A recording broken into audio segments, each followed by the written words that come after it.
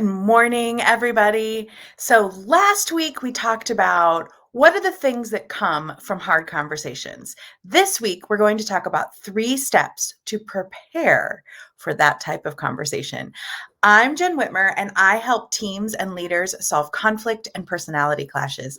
And today is one of my favorite things to think about.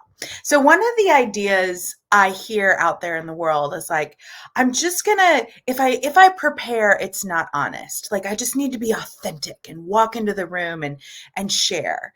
And while that can be true, that is your authentic self, it may not be your best authentic self, and it may not lead to great solutions or clear communication. So if you are here live, let me know that you're here live. If you are watching the replay, let me know that you are watching the replay. And let me know in the comments if you prepare for hard conversations or do you just like to go in and wing it? So I would love to know that. And sometimes we wing it because the thought of preparing seems overwhelming. Like, I don't even know what I'm going to say. It's too much. I'm just going to go in and do it. And I want to help you not have that type of posture and emotion and feeling around hard conversations. So I'm going to give you 3 steps to prepare for those types of conversations. And it'll just take away that overwhelming feeling of, there's so much, I don't even know. And because when we're feeling that kind of whelm feeling that comes upon us, we often have the reaction of, I'm just not going to do it. Or we go in and say things that later we have that shower conversations like, oh, I should have said this and I should have said that. And it just doesn't go as well for communication and problem solving, which is what our goal is. So the first step to preparing for this type of challenging conversation is believing that hard conversations will yield good things.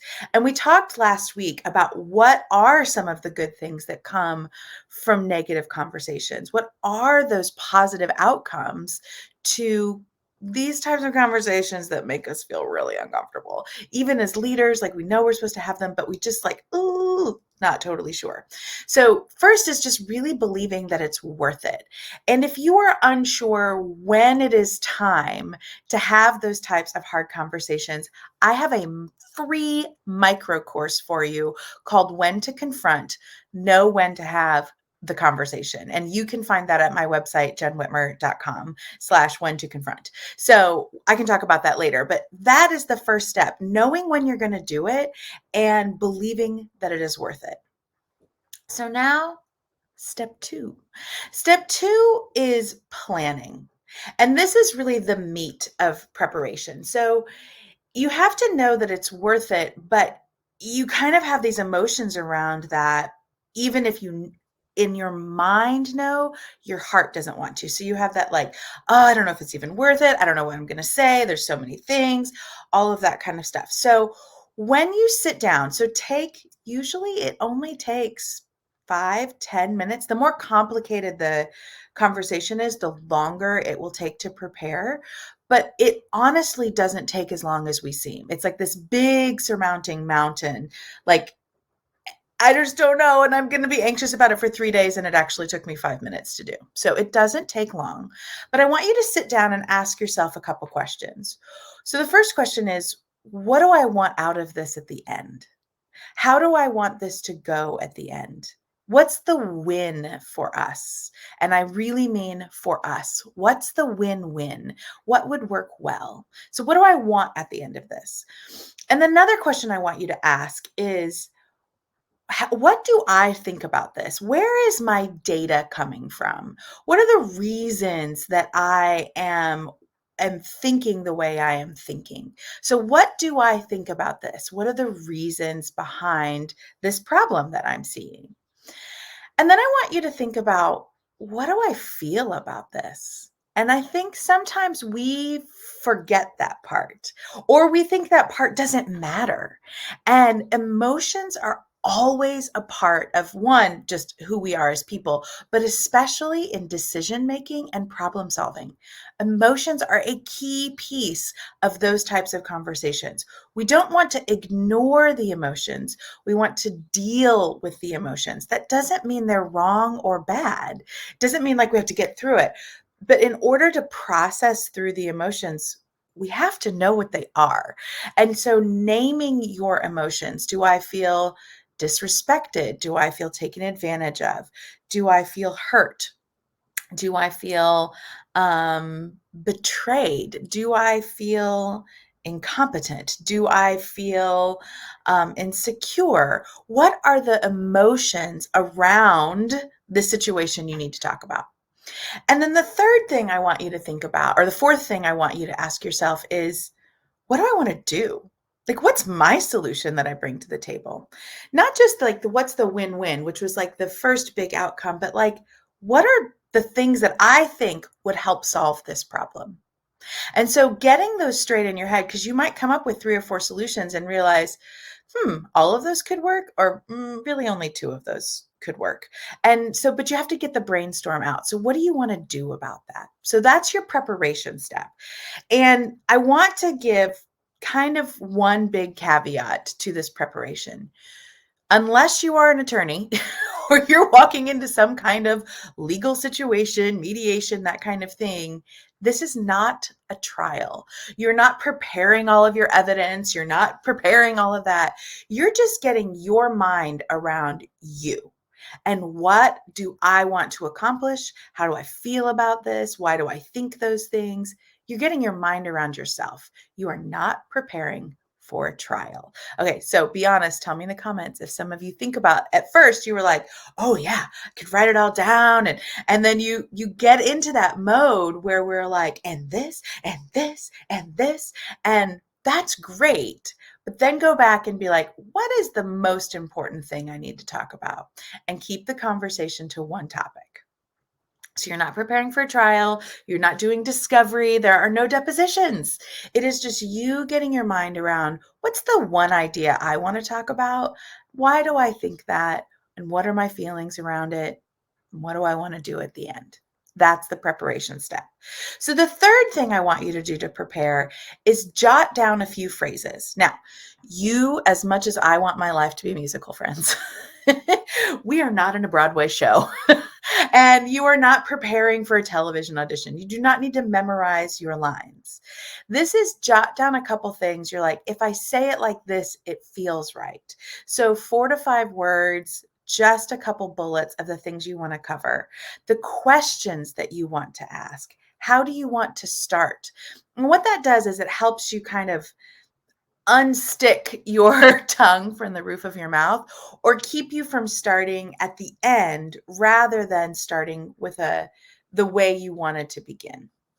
Because sometimes we get nervous and we just jump right in, or sometimes we just don't even know how to start and we are paralyzed and we don't start where we wanted. We did all that great preparation, but then it kind of goes awry. I mean, have you ever been there where you're like, that's not what I wanted to say in that moment?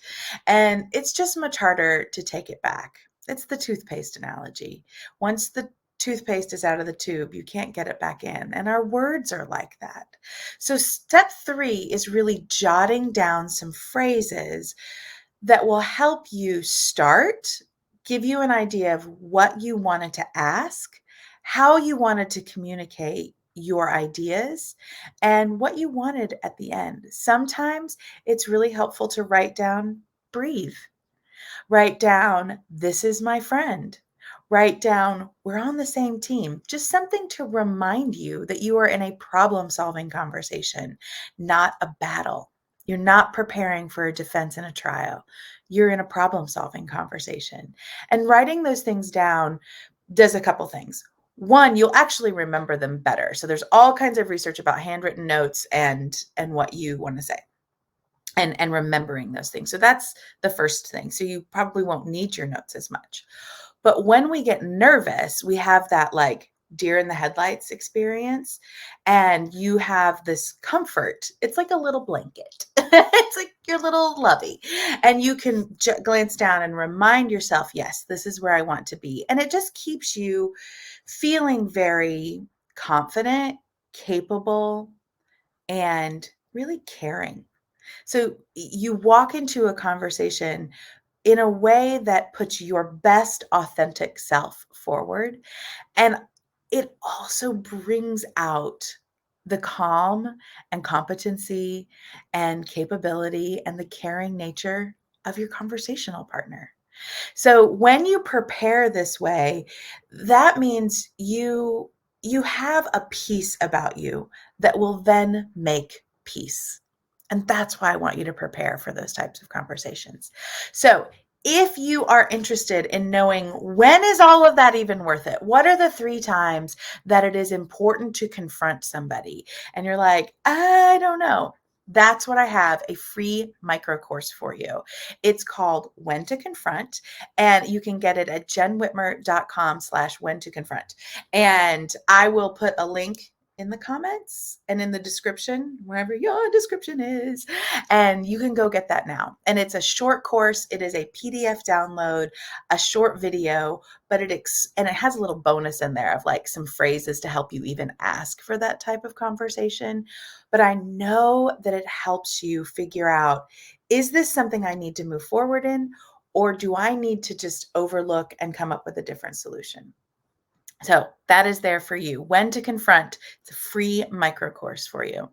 I would love to hear, if you were watching this on the replay or you're hearing live, what are some ways that you prepare for hard conversations? And I'm asking for the healthy ways. I know there are some things out there that you're like, I do this. I don't know if it really works. But let me know, what do you do to prepare for these types of challenging conversations? And if you missed last week, go back and watch last week about what are the outcomes, the good outcomes of having these types of conversations. So I know that your leadership will be strengthened, more effective, and really engage your people with connection and care if you learn how to have these types of conversations. All right, everybody, I hope that you have a fantastic Thursday, and I will see you next week.